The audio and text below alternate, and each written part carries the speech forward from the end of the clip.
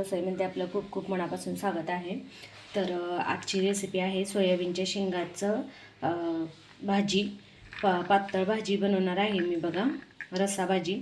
तर त्यासाठी मी इथं सोयाबीनच्या शेंगा सोलून घेतलेल्या आहेत। एकदम पावट्याच्या बियासारखं हे सोयाबीनच्या बिया असतात बघा, पण हे शिजण्यासाठी खूप वेळ लागतो। त्यासाठी ह्याला आपण कुकरला लावून घ्यायचं आहे। एक कुकरला 3 शिट्ट्या करून घ्यायच्या आहेत आपल्याला, म्हणजे हे व्यवस्थित शिजतंय बघा। आणि एकदम साधी सोपी सिंपल रेसिपी आहे। तर सगळ्यात पहिल्यांदा मी इथं कुकरला या बिया लावून घेणार आहे सोयाबीनच्या शिजवून। तर आपल्याला 3 शिट्ट्या करून घ्यायच्या आहेत बघा याच्या। तर इथं बघा मी सगळ्यात पहिल्यांदा या बिया स्वच्छ धुवून घेणार आहे। तर थोडंसं पाणी घालून आपल्याला या सोयाबीनच्या बिया शिजवून घ्यायचे 3 शिट्ट्या करून।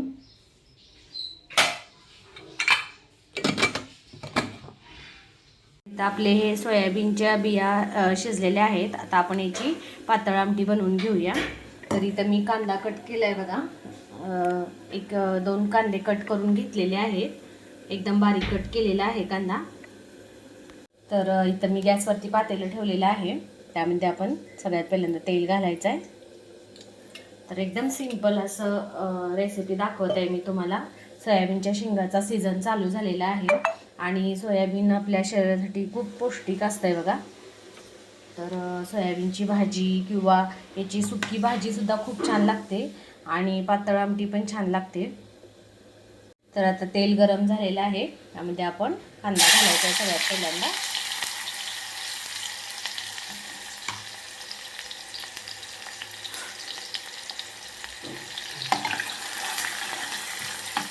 कांदा चांगला भाजून घ्यायचा आहे व्यवस्थित।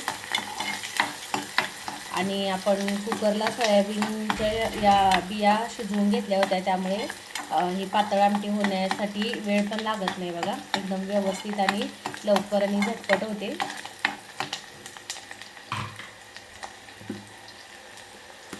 त्यानंतर आपल्याला यामध्ये हळदपूड ॲड करायचे। कांदा भाजला की हळदपूड घालायचे। या आपण भाजीला मी जास्त कांदा भाजत नाही बघा, म्हणजे जास्त जर लाल भाजला तर टेस्ट जाते सगळी भाजीची, आमटीची सगळी।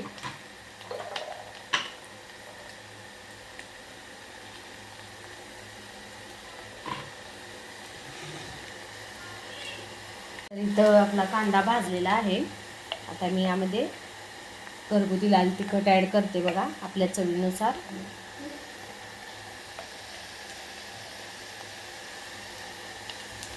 तर मी 1.5 चमचा लाल तिखट ॲड केलेला आहे, मिक्स करून घ्यायचं आहे। यामध्ये तुम्ही लसूण खोबऱ्याचं पण वाटण घालू शकता, पण मी घातलेलं नाही, मी एकदम साध्या पद्धतीनं करते बघा। तर आपण लाल तिखट घातलेलं आहे, गॅस मिडियम करायचा आहे। आणि आपण हे जे सोयाबीनच्या बिया शिजवून घेतल्या होत्या ते या पाण्यासोबतच आपल्याला यामध्ये टाकायचं। आपल्याला किती भाजी पाहिजे त्या प्रमाणात आपल्याला पातळ आमटी किती प्रमाणात पाहिजे त्या प्रमाणात आपल्याला पाणी घालायचं आहे वरून।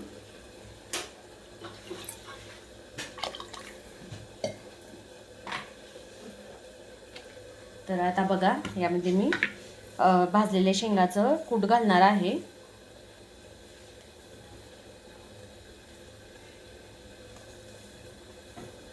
तर जास्त घट्ट पण करायचं नाही आहे आणि जास्त पातळ पण करायची नाही ही आमटी।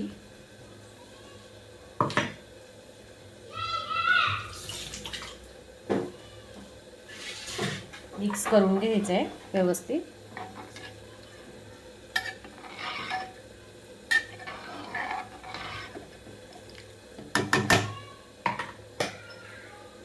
आता यामध्ये चवीनुसार मीठ घालायचं आहे। तर एकदम पावट्याच्या शेंगासारख्या, जशा पावट्याच्या बिया असतात तसंच हे सोयाबीनच्या पण बिया दिसत आहेत बघा। आता याला आपण एक उकळी काढून घेऊया। तर मस्त अशी उकळी आलेली आहे बघा आपल्या आमटीला. अगदी खूप छान स्मेल पण येते. एकदम साधी सिंपल कमी साहित्यात होणारी ही सोयाबीनची आमटी एकदा नक्की करून बघा तुम्ही पण. तर ऑलरेडी आपण सोयाबीन शिजवून घेतलेलं आहे कुकरला, त्यामुळे जास्त शिजवण्याची गरज नाही. आता यामध्ये मी बारीक कट केलेली कोथिंबीर घालणार आहे बघा. मिक्स करून घ्यायचं आहे. मस्त झालेली आहे बघा एकदम. आणि सीजन आहे तोपर्यंत बनवून खाऊन बघा, कारण की हे सोयाबीन जे आहे ते शरीरासाठी खूप पौष्टिक आहे. तर आपली तयार झालेली आहे सोयाबीनची आमटी. तर आपण आता गॅस बंद करायचं आहे. तर मस्त अशी आपली सोयाबीनच्या शेंगाची रस्सा भाजी तयार झालेली आहे बघा, आमटी.